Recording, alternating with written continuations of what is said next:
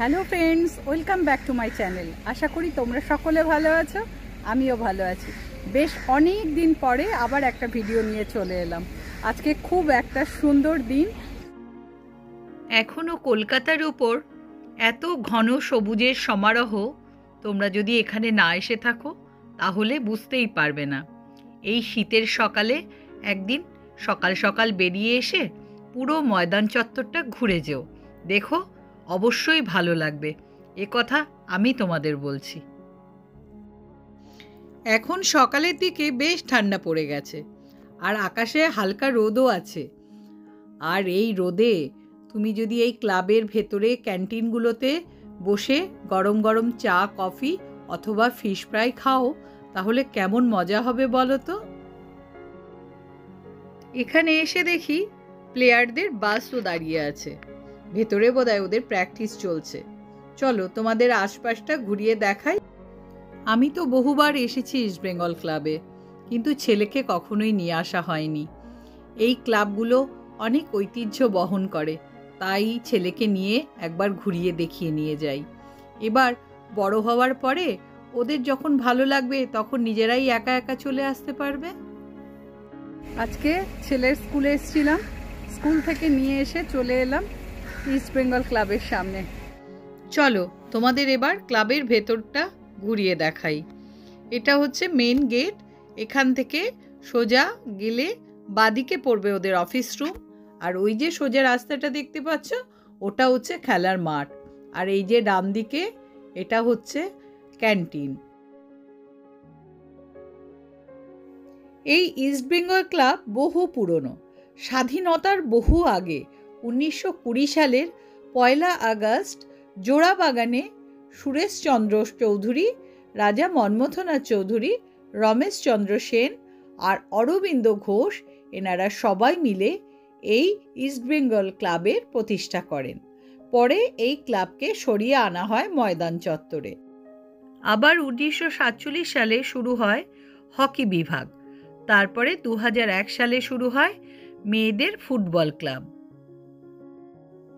এই ইস্ট বেঙ্গল ক্লাবে যেসব খেলোয়াড়রা খুব সুনামের সঙ্গে বহুদিন ধরে খেলেছেন তাদের মধ্যে তুলসীদাস বলরাম, মনোরঞ্জন ভট্টাচার্য, কৃষাণু দে, আহমেদ খান এবং বাইচুং ভুটিয়ার নাম বিশেষভাবে উল্লেখযোগ্য।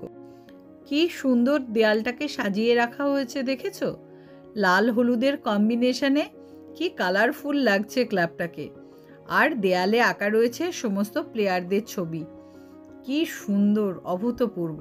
তো চলো এবার তোমাদের অফিসের ভেতরে নিয়ে যাই, ভেতরটায় যেখানে রয়েছে সমস্ত উইনার্স ট্রফি। এই সময়টা ভেতরে যাওয়ার সেরকম পারমিশন নেই, তবুও আমি এসেছি বলে একটু ভেতরে ঢুকতে পারলাম। তোমাদের এক ঝলক খালি দেখিয়ে দিচ্ছি, দূর থেকে তোমরা একটু দেখে নাও। এখানে সমস্ত ট্রফি রাখা রয়েছে, এখানে প্লেয়ারদের ছবি, আর ওভারঅল খুব সুন্দর করে সাজানো। আমরা চলে এসেছি মাঠের ভেতরে। মাঠের ভেতরে অনেকে প্র্যাকটিস করছে এখন, আর এইদিকে রয়েছে গ্যালারি যেখানে বসে দর্শকরা খেলা দেখেন।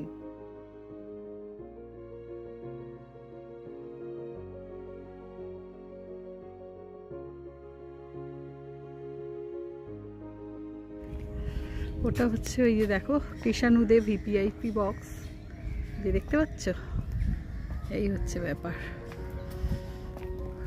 তোমাদের মোটামুটি ঘুরিয়ে একটু দেখালাম। এবার আমরা এখান থেকে বেরিয়ে পড়ছি। ইস্ট বেঙ্গল ক্লাবের ক্যান্টিনে সেরকমভাবে কিছু আজকে হয়নি, প্লেয়াররা সব খেয়ে নিয়েছে, আমরা একটু দেরি করেই এসছিলাম। তো চলো দেখি কোন ক্যান্টিনে কি খাবার পাওয়া যায়, সেখানে বসে একটুখানি খাবার দাবার খাই, খেয়ে তারপরে আমরা এখান থেকে বাড়ির দিকে রওনা দেব। ইস্ট বেঙ্গল ক্লাব থেকে বেরিয়ে বাদিকে অনেকগুলো ক্লাব পরপর আছে, কিন্তু যেহেতু আমরা একটু দেরি করে এসেছি, কোন ক্লাবে কি খাবার এখন পাওয়া যাবে তা আমরা জানি না, তাই সামনেই তালতলা ক্লাব, ওখানটায় আমরা একটু দাঁড়িয়ে পড়লাম।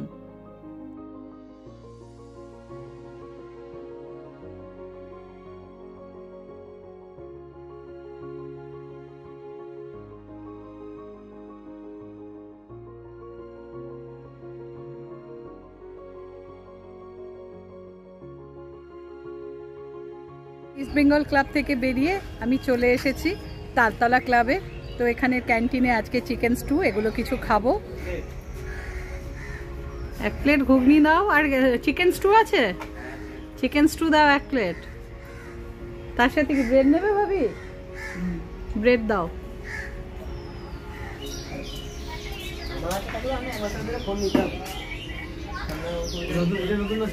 এই হচ্ছে চিকেন স্টু।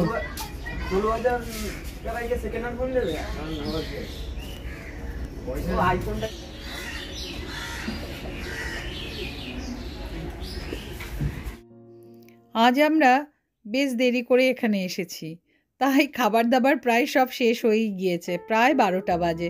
তাই খুব বেশি খাবার কিছু এখানে পাওয়া গেল না, হালকা ফুলকা খেয়েই আমরা এখান থেকে বেরিয়ে পড়ছি। একটা শীতের সকাল বেশ এসে এখানে কাটিয়ে দেওয়া যায়। দারুণ ভালো অভিজ্ঞতা, আর দারুণ ভালো লাগবে তোমাদেরও।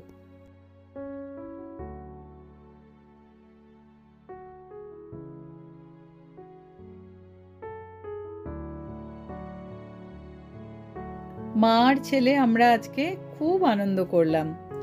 দুজনে ওখানে খেয়ে দিয়ে তারপরে এখানে চলে এলাম স্প্ল্যানেডের এই ম্যাঙ্গো জুসের দোকানে।